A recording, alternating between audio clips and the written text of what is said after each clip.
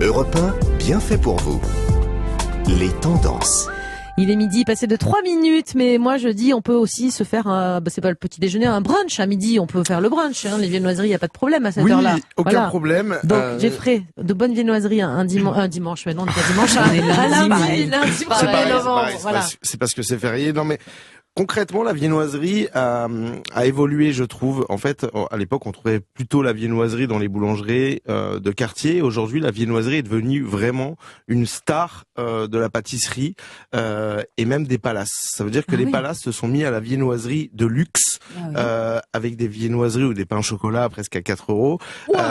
Mais où aujourd'hui, justement, en fait, on a essayé de starifier quelque chose qui était qui dormait un petit peu en fait. Les croissants, les pains au chocolat ont été pas boudés mais presque, et aujourd'hui en fait c'est devenu les stars de notre domaine. Hyper élaboré quand on est dans la pâtisserie du coup. Oui, parce que mais c'est pas de la pâtisserie ou c'est de la pâtisserie? Alors en fait à la base c'est de la boulangerie. Voilà. On disait que les boulangers c'est eux qui faisaient la viennoiserie. Aujourd'hui en fait les pâtissiers font vraiment toute leur viennoiserie.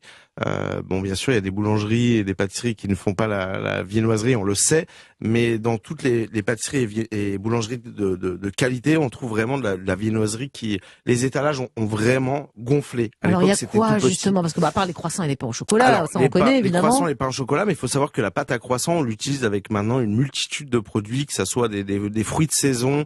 On trouvait vous faites déjà... quoi par exemple vous avec de la pâte à croissant? Eh ben en fait on va suivre la saisonnalité, on va faire des croissants roulés par exemple à la framboise quand c'est la saison de la framboise. Mais en ce moment par exemple. Alors en ce moment on va y mettre des pâtes à tartiner, des noisettes, des fruits secs, de la figue. En fait vraiment on suit la saisonnalité des fruits et on joue avec. On peut mettre de la châtaigne, ça. De la farine de châtaigne, non, ça existe. La farine de châtaigne, non, mais concrètement, on peut développer la viennoiserie comme on le sent. Et c'est pour ça que je vous dis, même les brioches et autres, on les retrouve maintenant fourrées avec des fruits secs. Par exemple, aux pralines roses devant moi. Je vais faire passer un peu tout ce qu'il y a ici parce que c'est bien gentil. Vous parlez beaucoup trop, voilà. Et on mange pas assez. On a vraiment faim. Et les brioches, avec comment ça s'appelle? Praline rose. Praline rose, voilà. Ouais. Ça a l'air délicieux. Ouais. Et dites-moi le pain au raisin. Je trouve qu'on n'en voit pas assez. Et vous trouvez pas on n'en voit plus? Hein? On voit plus. Eh ben, il faut savoir que le pain au raisin, c'est pas la meilleure vente en pâtisserie. Non. Ah ouais, ça m'étonne pas. Parce que le raisin, ça plaît pas à tout le monde. Moi, c'était mon goûter à la sortie de la danse quand j'étais petite. Ma maman m'achetait toujours un pain au raisin. Ouais, mais c'est un peu clivant, en fait. Les gens, les gens, ils sont pas fans du pain au raisin. Donc vous en faites plus des pain au chocolat et le croissant. C'est quoi ce que vous avez devant vous? Vous pouvez nous... Ça s'appelle des croissants, Julia. Ah non. Et j'ai une brioche parisienne aussi. Alors la brioche parisienne, c'est ce qu'on va apprendre à faire d'ailleurs aujourd'hui, non, une brioche, c'est ça. Une brioche. Parce qu'on est d'accord ici, on parle donc de ce qu'est la gastronomie, ce qu'elle représente, de comment elle change aujourd'hui, et on aime aussi apprendre à faire des choses à la maison. Alors comment on fait cette brioche avec vous aujourd'hui? Une brioche, c'est tout simple. La plupart des gens ne travaillent pas aujourd'hui. Non, mais une brioche, c'est vraiment simple. C'est la chose à faire. Même quand on est nul en cuisine. Non, c'est très compliqué. Quand on est nul, on va acheter sa brioche. Voilà, c'est ça. On chez le boulanger du coin. Bon, pour Julia et vous, Sophie, on va l'acheter. Moi aussi, je vais l'acheter. Bon, ben moi, j'aimerais bien la faire. Mais raconte-nous, Jeffrey, comment faut faire? Alors, comment faut faire? Il faut prendre 250 grammes de farine en type 45, donc c'est de la farine de gruau, 3 grammes de sel, 40 grammes de sucre, 10 grammes de levure boulangère, 3 œufs. On met tout ça dans le batteur au crochet. Okay. Donc si on a déjà, il faut une petite cuve, un batteur et un crochet. Donc le crochet, moi j'ai pas ça. Capitaine Hook. J'ai pas le batteur avec le crochet. On fait comment? Sinon à la main. À la main, d'accord. À la main. Faut taper la pâte sur le marbre ou sur le plan de travail. J'ai pas de marbre non plus. Sur le plan de travail, c'est pas grave. C'est très bon. Et ensuite, une fois que cette pâte a pris du corps ou qu'elle est bien élastique, on va mettre 125 grammes de beurre, la laisser pétrir, la sortir à 24 degrés à peu près. D'accord. Et ensuite la mettre dans un moule et la laisser pousser. Alors pousser, expliquez-nous ce que c'est pousser. Alors la pousse d'une viennoiserie, c'est la pâte levée en fait. Il faut qu'à température ambiante, elle gonfle à peu près au double. Ah ouais. Et ensuite, après ça, on la dore et on la met au four. Mais ça prend combien de temps, là, le temps? Ça prend à peu près 1h30, 2 heures. Ah, quand même. Pour une brioche, ouais. Pour une brioche. Il faut du temps. Il faut du temps. Il faut du temps et de l'amour pour une bonne viennoiserie. Mais en fait, ce qui est fou, et c'est là où je voulais en venir, la viennoiserie, même dans le monde, la viennoiserie française est reconnue. Ça veut dire qu'aujourd'hui, il y a des chefs, notamment un qui est un ami, Cyril Van der Swift. C'est un bon copain, mais vous connaissez pas bien son nom de famille. Non, j'ai toujours eu du mal, je l'embrasse d'ailleurs, j'ai toujours eu du mal à dire son nom, mais c'est pas grave. Vous l'avez par son et lui, prénom, en fait, il est mof boulanger et fait le tour du monde pour apprendre à faire de la viennoiserie. Même les galettes font partie de la viennoiserie dans le monde. La galette des rois. Ouais. Oui. Ah ouais, ça fait partie de la viennoiserie. Et c'est quoi le truc le plus difficile pour vous, pâtissier, boulanger, à faire en viennoiserie? C'est quoi c'est le pain au chocolat, c'est le croissant? Le croissant, en fait, et tout ce qui est pâte à croissant, c'est pas simple parce qu'en fait, c'est le même système que le feuilletage, il y a des tours. Ça veut dire qu'on fait une pâte comme une pâte à brioche. À côté, on a un beurre et on doit tourer 3 fois. Tourer, ça veut dire quoi? Tourer, c'est faire des plis. Donc, étaler la pâte, mettre le beurre dedans, replier, faire la même chose 3 fois. C'est long à faire ça. Voilà. Ouais. C'est assez long. Et en fait, c'est une pâte très élastique pour avoir un joli croissant. Après, c'est très compliqué à la maison. Mais c'est pour ça que vous vous levez tôt, vous. Alors, on se lève plutôt tôt, donc ouais, plutôt tôt. 4h du mat, c'est tôt quand même. Non, mais on se lève très tôt, donc ouais, c'est entre 3h et 4h pour tout ce qui est viennoiserie, parce que voilà, à 7-8h, il faut qu'on ait de la viennoiserie pleine dans la boutique. Et ça prend du temps, tout ça, on a compris. Mais merci beaucoup, c'était délicieux. Les filles, je pense que vous allez quand même pas vous la tenter, la brioche, vous. Ah ben, c'est bon. Ça y est, regardez. Non, la manger, oui, mais la faire avec la recette qu'on vient d'avoir. Non, jamais, non. Et ça, avec du beurre et du miel, c'est magnifique. Ah, délicieuse. En plus, déjà, ouais, en plus toujours, du beurre qu'il y a déjà, parce que la brioche, elle est bien riche déjà. Et même de la pâte à tartiner sur la brioche, on a le droit. C'est magnifique, on a le droit à tout avec la brioche. De toute façon, on a le droit à Par contre, tout. faut juste faire gaffe parce qu'elle s'installe après. Où ça? Moi, j'ai 2 petites brioches juste derrière. Ah là. oui, les poignées d'amour. Moi, je connais quelqu'un, il a mangé une calzone, il l'a toujours sur le ventre. C'est embêtant, ces trucs-là. C'est embêtant, ça ne part plus. Bon, merci beaucoup, Geoffrey, pour ce petit déjeuner ou ce brunch improvisé. On est encore plus heureuse avec Mélanie d'être en studio aujourd'hui en ce jour férié. Franchement, on s'est régalé avec vous comme toujours. Vous restez avec nous, le tour de table des tendances continue. Sophie Braffman, notre spécialiste mode, va nous parler de cette tendance des vêtements cocooning. Si vous nous écoutez depuis chez vous sous un gros plaid, ça va vous plaire. Et puis, si vous êtes au boulot, c'est bien aussi de parler de douceur. Et enfin, on va décrypter cette folie autour des produits à base de CBD. Et c'est Elsa Lévy qui va tout nous expliquer dans un instant sur Europe 1. Europe 1, 11h, 12h30. Julia Vignali et Mélanie Gomez. C'est bien fait pour vous jusqu'à 12h30 et nous sommes toujours bien entourés avec Julia Vignali. Nos 3 chroniqueurs du jour sont avec nous en studio en ce 1er novembre. On est en direct, bien sûr. On est tous heureux d'être là, bien sûr. Et donc, Sophie Braffman, on va parler mode. Je me suis dit, mode le 1er novembre, ça va pas être un truc guindé, je pense. Non, ça on va est ambiance pas être guindé. Cocooning, donc. Ambiance c'est ça cocooning. Moi, je suis quand même hyper contente d'être avec vous aujourd'hui, je voulais vous le dire. Parce que j'ai 4 enfants à la maison et c'est quand même vachement sympa de bosser un 1er novembre. Les laisser au papa, c'est chouette. Oui, aussi. c'est très chouette. Et puis je ne sais pas vous, mais alors hier il y avait aussi Halloween. Donc en général il y a des enfants qui viennent en plus frapper à la porte. Alors moi j'ai une astuce imparable. Je leur dis coucou les gars, j'ai des gâteaux gerblés ou Björn. En général ils repartent. J'ai pas de bonbons. Non surtout pas. Non. Donc là c'était un week-end très famille, très enfant. Donc là je me suis dit c'est chouette. On va parler de mode, on va parler cocooning, on va se faire du bien. Alors j'ai pas les tenues complètes, mais je vais. Alors, on peut les décliner en tenues complètes, mais c'est surtout le haut auquel j'ai pensé. Notamment, si vous vous rendez au cimetière aujourd'hui, j'aimerais pas que vous chopiez la crève. Bon, on a compris. Alors, donc une tenue chaude, jolie, cocooning, c'est possible ça? Alors, jolie et cocooning. Bah justement, depuis le confinement, on s'est quand même beaucoup habillé en cocooning. Je sais pas vous, Julia et Mélanie, mais enfin, on a pas mal traîné en jogging. On n'était pas toujours au top. On était assez dégueulasse, il faut le dire. Et surtout, les réunions Zoom, on ne voyait que le haut. Mais on y a pris goût, malheureusement. Donc moi, je continue. Eh bien, vous allez avoir envie, Mélanie, surtout que l'hiver arrive, de douceur et d'un très beau pull. Alors, vous allez être ravis d'entendre que la marque Annie Blatt refait surface. Est-ce que cette marque vous dit quelque chose? Parce que pour moi, c'est une marque historique qui remonte aux années 20, mais symbolisée par ça. Ah là là, les fameux pulls en mohair d'Anne Sinclair. Un pull au coloris vif, repérable, des poils qui se dressent, la perspective qu'enfin il va y avoir du débat. Cette marque très ancienne, puisque sa fondatrice Annie Blatt l'a créée en 1920, enfin dans les années 20, et elle a été mise à l'époque à l'honneur par le Vogue en 1933. Donc c'était une maison de haute couture qui talonnait de près Gabrielle Chanel et qui fixe la même ambition, libérer le corps des femmes sans pour autant sacrifier leur élégance. Alors Annie Blatt va traverser l'Atlantique, elle va se rendre à New York où la presse l'encense. Puis, après la guerre, elle va créer les laines Annie Blatt, ce qui lui vaut le surnom de pionnière de l'aiguille. Alors, dans les années 80, cette marque va être extrêmement tendance. Gainsbourg va même faire la musique des pubs Annie Blatt. Consécration, une femme, un homme, un pull, un son. Puis, la marque Annie Blatt va tomber dans l'oubli. Bah oui, parce que dans les années 90... Je vous avoue que moi, ça me dit rien du tout. Je me rappelle très bien des pulls d'Anne Sinclair, mais par contre, je savais pas que c'était cette marque-là. Eh ben, c'est cette marque, donc très iconique. Le truc, c'est que dans les années 90, on est plus sur un modèle un peu working girl, un peu à la Julia, qui ne tricote pas, qui ne fait pas. Elle est pas trop do it yourself, Julia. Je la sens non, bien comme ça. ça. Je comprends moi aussi, mais je le dis pas. Donc en fait, on n'est plus trop dans cet état d'esprit de on fait soi-même, on achète des choses toutes prêtes. Mais aujourd'hui, le tricot est devenu à nouveau hyper tendance. Ça fait quelques temps déjà, puisque même Julia Roberts tricote, il faut le dire. Et vous tricotez, c'est pas vrai. c'est pas vrai. Non, c'est complètement faux. Tout ça, vous voulez nous mettre la honte parce qu'avec Julien on tricote pas. On était surtout 4 nanas autour de la table, pas une qui tricote et monsieur pâtissier qui se met à tricoter. Là, Là, c'est j'étais plus surprise. possible. Donc, comme le tricot est revenu au goût du jour, Anne et Marion, 2 tricoteuses averties, ont racheté la marque pour la relancer avec une toute nouvelle collection cet automne-hiver. Les filles, je vous conseille vivement d'y jeter un œil parce que ces mohair sont incroyables. Vous avez du bleu électrique, des couleurs génial. très flash et c'est vraiment extrêmement cocooning et confortable. Alors des pulls en mohair, d'accord, et vous avez aussi une option pull en cachemire pour les passionnés d'art. Alors, vous allez voir avec cette marque très connue du grand public, une marque un peu iconique, c'est la marque Bompard. Alors, c'est une marque luxe, bien évidemment, quand on parle de cachemire, avec des modèles indémodables, classiques, chics, et ils viennent de sortir une collection capsule avec un artiste peintre qui s'appelle Olivier Mars-Monteil, qui est extrêmement connu dans l'univers de l'art. C'est un grand adepte du paysage et de la couleur, et en ressort une série de cachemires magnifiques avec des broderies, notamment la broderie d'un arbre. Et comme ça, c'est un signe très cher à Olivier, c'est une marque indélébile pour raconter l'amour de la nature. Je trouve que c'est beau. Vous voyez, en ce jour de cimetière, finalement, on a envie de quelque chose de très gai et des petits oiseaux qui chantent en ce jour de Toussaint. Ça nous permet de célébrer cette nature.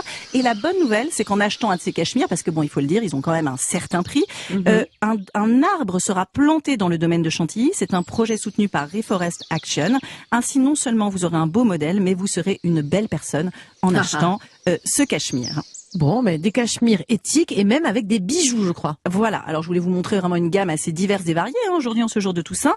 Alors là, ce sont des cachemires qui sont chez Linnea Lund. Donc, c'est une marque suédoise. Alors, ce qui est intéressant, et beaucoup de marques de mode aujourd'hui le font, c'est qu'on est dans un système de précommande, justement pour éviter la surproduction, la surconsommation. Donc, on attend de voir qui commande et ensuite on passe en production. Linnea Lund, on est dans une esthétique très sobre, une marque suédoise, donc parfaitement éthique, de la couleur rouge, c'est l'essence de la marque, un rouge brique qui nous réchauffe pas mal en cette saison, des écharpes, des très beaux pulls, des ponchos. Je suis sûre que vous allez aimer ces ponchos, ils vont vous plaire. Et une traçabilité sans faille puisque c'est un des cachemires les plus écologiques du marché. Ainsi, vous serez stylé comme une italienne et éthique comme une suédoise. Et cette marque vient de lancer une collection capsule en partenariat avec la marque de bijoux Bangla Begum. Voilà, donc vous allez avoir des petits, un peu comme le pull de Julia où il y a des boutons bijoux. Vous voyez un peu cet état d'esprit, donc c'est très joli. Voilà, des boutons bijoux. Alors il y a les mitaines Kiki avec une chaîne bijoux. J'ai vraiment pensé à vous aussi, Julia. Je vous ai pas ramené ce coup-ci, mais je vous conseille d'aller voir sur le site de Linnea Lund. Elle fait des mitaines en cachemire et il y a des chaînes. Mais j'en rêve. Pourquoi vous les avez pas amenées? Moi, je vais vous les ramener la prochaine fois. On le montrera sur les réseaux sociaux. J'ai fait, avec ses viennoiseries. Oui, mais c'était férié. Alors c'était fermé aujourd'hui, mais je vous les ramènerai promis parce que je pense que ça va vous plaire dans la série des fashion faux pas ou des fashion il faut justement, puisqu'il y a des petites chaînes autour de la mitaine. Et en fait, la créatrice de Linnea Lund a donné des noms féminins à chacun de ses modèles puisque c'est inspiré du maître de l'animation japonaise, Miyazaki. Vous connaissez le château ambulant? Sûr, évidemment. Voilà. Et donc vous allez avoir donc c'est une mode cocooning mais en même temps luxe. Je trouve que c'est pas mal avant. Et puis avant les fêtes, ça peut donner des idées cadeaux à certaines. Mais c'est génial, merci beaucoup. J'ai déjà envie de me mettre avec un bon chocolat chaud, une viennoiserie et une mitaine de notre ami pâtissier et des mitaines au lit. Merci Sophie, franchement, c'est vrai, on a besoin de la mode cocooning, mais on a aussi besoin d'Elsa Lévy qui va nous faire planer. Enfin, je dis ça, mais c'est même pas vrai parce qu'on va parler de CBD et le CBD, c'est pas de la drogue. La drogue, non, t'en as pas. Non, le CBD, c'est une tendance qui nous vient des États-Unis et qui se trouve en pleine expansion. Les boutiques de CBD pullulent. On en compte aujourd'hui plus de 850 en France. C'est 3 fois plus qu'il y a un an. Et ce nouveau marché pourrait représenter plus d'1 milliard d'euros en 2023, au point que le premier salon du CBD se tenait à Paris il y a 2 semaines. Alors pour aborder ce sujet, on va déjà être très précis sur ce dont on parle, car dans l'inconscient collectif, quand on pense CBD et qu'on voit les boutiques arborer la célèbre feuille verte, on pense bob, dreadlocks, défonce et fumage de moquette. Donc pour bien comprendre, j'ai demandé à Farid Gayewesh, qui est porte-parole de Cannabis sans frontières, de nous expliquer la différence entre le cannabis et le CBD. Alors déjà, Farid aime bien dire que c'est un peu comme le poivron et le piment. C'est la même plante, mais ça n'a rien à voir. Et il précise. Le cannabidiol, le CBD, en fait, c'est une des molécules, une des 144 molécules isolées dans la plante de cannabis et qu'on appelle qu'on range dans la famille des cannabinoïdes. Le cannabidiol est en fait le frère ennemi du THC. Voilà, le THC, c'est le principe actif du cannabis qui pose problème. Et depuis juin dernier, la vente des produits contenant du CBD a été autorisée en France dès lors qu'ils contiennent moins de 0,2% de THC, ce qui fait que le CBD ne répond pas aux critères de classification de stupéfiants et que vous ne verrez pas d'éléphants qui volent si vous en consommez. Mais si le CBD rencontre un tel succès, c'est parce qu'on met en avant d'innombrables vertus thérapeutiques et de bien-être. Alors justement, quelles sont ces soi-disant vertus, Elsa? Alors déjà, il faut savoir un truc, c'est que le CBD vendu en boutique n'a pas de propriété médicale à proprement parler, et d'un point de vue scientifique, c'est un peu compliqué de s'y retrouver. Des études ont été réalisées, mais ce n'est pas évident de trouver des publications sur des essais cliniques. Malgré tout, de nombreux médecins parlent de propriétés anxiolytiques, anti-inflammatoires, anti-épileptiques ou encore antalgiques. Mais nombreux aussi sont ceux qui parlent plutôt d'un effet placebo. Alors Farid Gayewesh me confirmait d'ailleurs cette hypothèse. L'effet placebo est quand même assez impressionnant, puisque des personnes disent avoir réussi à substituer leur consommation de cannabis qui leur posait problème, et surtout des personnes dépendantes à l'alcool ou au tabac ont pu diminuer leur consommation, voire stopper dans le cadre du tabac. D'un effet placebo plutôt très bénéfique, peut-être à tester dans le mois du tabac, sans tabac. Et Julia, elle commence aujourd'hui, elle arrête de fumer aujourd'hui. Voilà, je crois que c'était déjà il y a... Ok, bah, bravo. Non, c'est aujourd'hui. Je vous remercie. Non, j'arrête aujourd'hui. C'est aujourd'hui.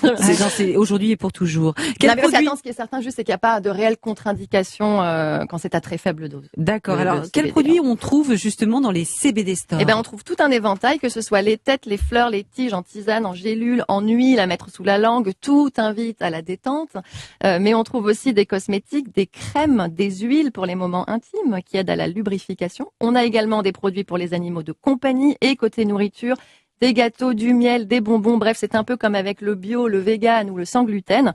On trouve tout, mais en version CBD. Alors après, attention, car même si la vente de ces produits est soumise à plusieurs dispositions législatives, ils sont de qualité variable.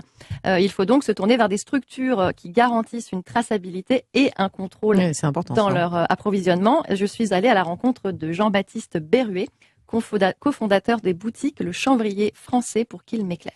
Alors, on a une analyse du fournisseur pour certifier que le taux de THC est en dessous de 0,2 et on fait recontrôler derrière dans un laboratoire français. Donc, il y a 2 contrôles et au client final, donc on donne une boîte scellée avec facture. Voilà, donc dans cette garantie de qualité, je vous ai apporté ces petits cakes au chocolat parce avec que du CBD. On continue Jean-Baptiste Berruet travaille également avec un pâtissier. Quelle clientèle, Elsa, se tourne justement vers le CBD? Oui, on imaginerait que c'est des jeunes, mais pas que. Eh ben en fait, c'est pas exactement la clientèle qu'on pourrait croire. D'ailleurs, avec la déco de la boutique qui est très épurée et chiadée, on a plus l'impression d'entrer dans un spa ou un institut de beauté que chez un dealer, ce qui donne un léger indice du positionnement tarifaire qui peut faire fuir les petits portefeuilles, c'est-à-dire les plus jeunes. Et Jean-Baptiste Berruet explique. On a une catégorie de population assez large, mais je dirais qu'on est on va avoir 2 types de clients, entre 30 et 50, et puis les seniors aussi, qui vont venir, qui vont être stressés, anxieux, et qui vont chercher à se détendre, et qui vont être demandeurs de bien-être. D'ailleurs, dans le dernier numéro du magazine Senior Actuel, il y a un grand dossier sur le CBD, alors que je n'ai pas trouvé grand-chose dans la presse étudiante. Bref, je vous invite à faire un tour sur le chanvrierfrançais.com pour vous faire votre propre idée et éventuellement tester ou pas. D'ailleurs, Julia, je crois que vous avez vaguement en projet de produire du chanvre. Tout à fait, je vais acheter quelques hectares de chanvre et je vais m'y mettre. Vous savez qu'on appelle ça l'or vert. Vive le chanvre. Très utilisé en textile. Non mais formidable. Bien sûr, en plus, et la musique de chanvre. Bien. Formidable. Ça, on aime beaucoup. Merci. Là, ça y est, le gâteau a fait son effet, j'ai l'impression. Merci beaucoup, mais Elsa. Philippe Conticini avait fait un gâteau CBD. Il devait être meilleur que celui-ci. Merci pour cette mise au point sur le CBD, ce décryptage. Merci à toutes les 3 pour ces bons conseils. On se retrouve bien sûr demain à 11h. Et Mélanie, demain, qu'est-ce qu'il y aura au menu? Alors demain, Julia, vous étiez bonne élève, vous, enfant? Mais pas tellement en première de classe. Bon, alors c'est pas pour vous, mais notre sujet va intéresser tous les parents qui nous écoutent. Comment motiver nos enfants à l'école? On vous donnera des pistes, justement, pour une scolarité sans encombre. Et puis demain, Mélanie, il y aura toujours de nouveaux sujets tendance. Je suis en train de manger de la santé, de la gastronomie. D'ici là, n'hésitez pas à nous envoyer vos messages, vos questions sur notre compte Instagram ou sur le répondeur de l'émission au 39 21. À suivre, c'est Europe Midi avec Romain Desarbres.